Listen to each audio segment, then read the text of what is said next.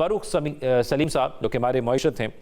फ़ारूक सलीम साहब, ये एक तो जो सारी सूरत हाल है मशरक़ वस्ता के हवाले से, इसका इम्पैक्ट हमने एक देख लिया है, जो कीमत 55 रुपये बढ़ाई गई थी।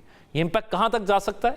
जी, दो बातें हैं। देखिए, पहली बात तो ये है कि अभी जो 55 रुपया फी लीटर पेट्रोल और डीजल की कीमत हुकूमत पाकिस्तान ने बढ़ाई है, इसका कोई डायरेक्ट ताल्लुक जो है वो मशरक़ वस्ता में जो जंग है उसका नतीजा नहीं है।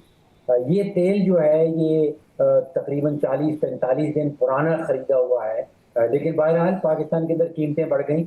55 रुपये जो बढ़ा है ये पाकिस्तान की तारीख में मुझे याद नहीं आता कि एक ही दिन में कभी पहले कभी तारीख में 55 रुपए का इजाफा यकमुश्त किया गया। अब इसका एक तो डायरेक्ट इम्पैक्ट सामने आएगा आपकी रेट ऑफ इन्फ्लेशन, जो महंगाई की शरह है उसकी शक्ल में। हुकूमत हमें बता रही थी कि अब जो महंगाई का रेट है वो 6-7% यानी कि सिंगल डिजिट पे पहुंच गया है। मेरा खदशा ये है कि अभी दोबारा से डबल डिजिट पे चला जाएगा, 12-13-14% तक भी जा सकता है, डिपेंडिंग ऑन के तेल की कीमतें कितनी बढ़ती हैं, कितनी देर तक बढ़ती हैं। तो पहला इम्पैक्ट तो उसका महंगाई का। दूसरा इम्पैक्ट इसका आ सकता है रुपए के ऊपर प्रेशर का।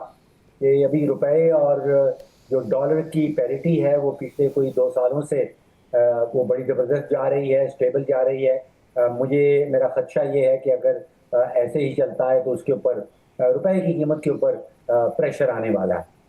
और तीसरा है कुव्वत खरीद का मसला। देखिए, अगर 55 रुपए कीमत फी लीटर पेट्रोल की बढ़ाई जाती है, तो अगर किसी की 50,000 रुपया या 60,000 रुपए की तनख्वाह है, तो आप समझिए कि उसकी 5 से 6,000 रुपए की कटौती होगी।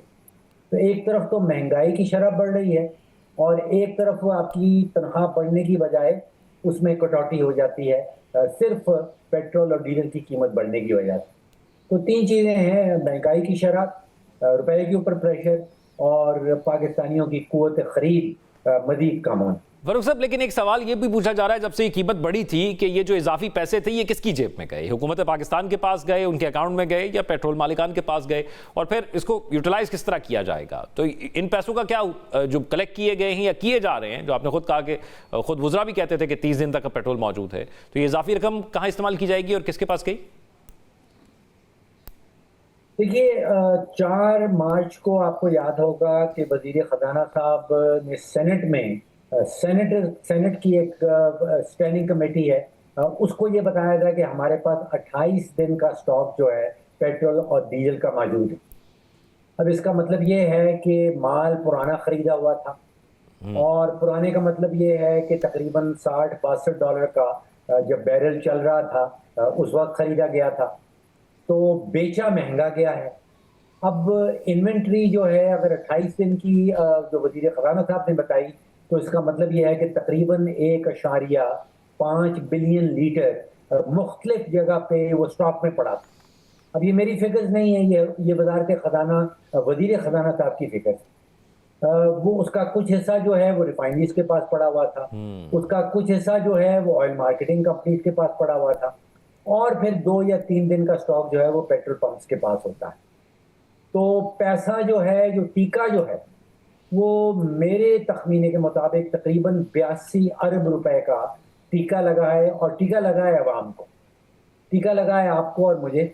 और वो 82 अरब रुपया जो है वो फिर बटा है रिफाइनरीज के दरमियान, ऑयल मार्केटिंग कंपनीज के दरमियान, और कोई मेरे हिसाब से 7-8 लाख रुपया औसतन फी पेट्रोल पंप ओनर के बाद, और फिर कोई 12 से 13 अरब रुपया, शायद 14 अरब रुपया हुकूमत को भी बचा है।